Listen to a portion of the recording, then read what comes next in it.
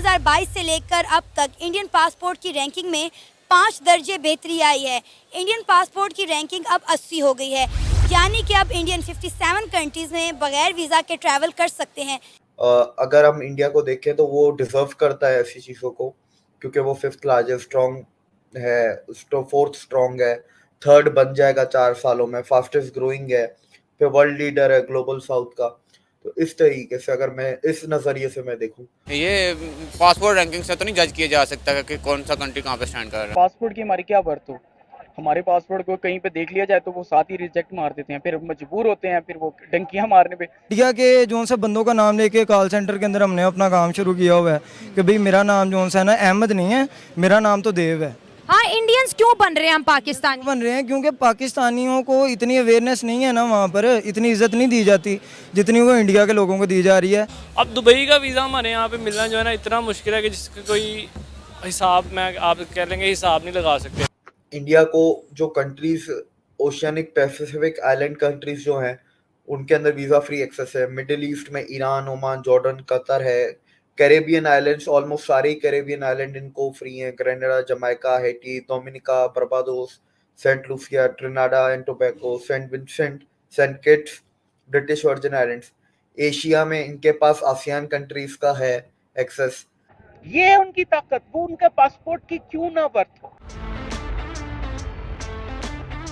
Hello guys, स्वागत है आपका अफेयर गॉसिप्स न्यूज में। तो वीडियो में आगे बढ़ने से पहले हर बार की तरह फिर से एक बेनती है, चैनल को सब्सक्राइब करिएगा और बेल आइकन दबाना मत भूलिएगा। तो दोस्तों, इस साल का हेनले पासपोर्ट रैंकिंग इंडेक्स आ चुका है, जिसमें भारत का पासपोर्ट पिछले साल के मुकाबले 5 पायदान और इम्प्रूव कर चुका है। पिछले साल जो हमारी पासपोर्ट की रैंकिंग थी वो थी 85, लेकिन अब 80 पर आ पहुंची है और भारतीय पासपोर्ट पर 57 कंट्रीज में वीजा फ्री की सुविधा मिलती है। और इससे ये साफ जाहिर होता है कि दुनिया भी अब भारतीयों के साथ लिबरल होना चाहती है। और वहीं अगर हम पाकिस्तान की बात करें तो पाकिस्तान का पासपोर्ट दुनिया का चौथा सबसे खराब पासपोर्ट वाली रैंकिंग में अभी भी बरकरार है। तो देखते हैं इस पर पाकिस्तानी मीडिया का क्या रिएक्शन है। ये डेवलपमेंट बहुत बड़ी है बिल्कुल भी, लेकिन ये अभी भी इंडिया के स्ट्रक्चर को सेटिस्फाई नहीं करती मेरे हिसाब से।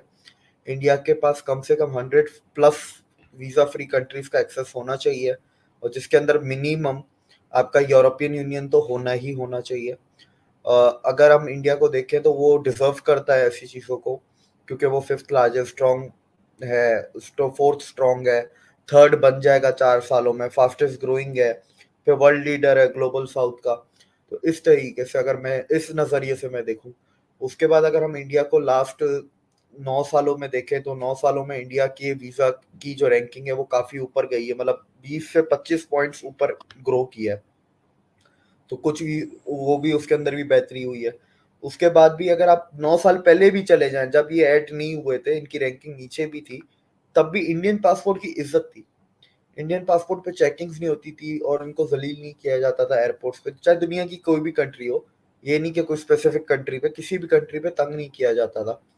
अच्छा, इसके बाद अगर हम आगे चलें, इंडिया को जो countries oceanic Pacific island countries जो हैं उनके अंदर वीज़ा फ्री एक्सेस है। मिडिल ईस्ट में ईरान, ओमान, जॉर्डन, कतर है। कैरेबियन आइलैंड्स ऑलमोस्ट सारे कैरेबियन आइलैंड इनको फ्री हैं। Grenada, Jamaica, Haiti, Dominica, Barbados, Saint Lucia, Trinidad and Tobago, Saint Vincent, Saint Kitts, British Virgin Islands. Asia में इनके पास ASEAN countries का है access. ASEAN में जैसे आपके ये Bhutan, Indonesia, Laos, Maldives, Nepal, Thailand, Sri Lanka, Myanmar, Cambodia, China का जैसे मकाऊ है जो चाइना के कंट्रोल में आता है पर सेपरेट एंटिटी है, वो है। तिमूर लस्ते है जो इंडोनेशिया से अलग हुआ था, सेपरेट हुआ है। फिर आपका कजाकिस्तान है सेंट्रल एशिया में। अमेरिका में अगर साउथ अमेरिका में जाए तो बोलीविया है, एल सल्वाडोर है। और अफ्रीका में जाए तो अफ्रीका में तो फिर बहुत लंबी लिस्ट है इंडिया की, कम से कम 18 से 20 मुल्क उनको अफ्रीका में भी फ्री हैं वीजा फ्री, जो टूरिस्ट डेस्टिनेशन है अफ्रीका के अंदर।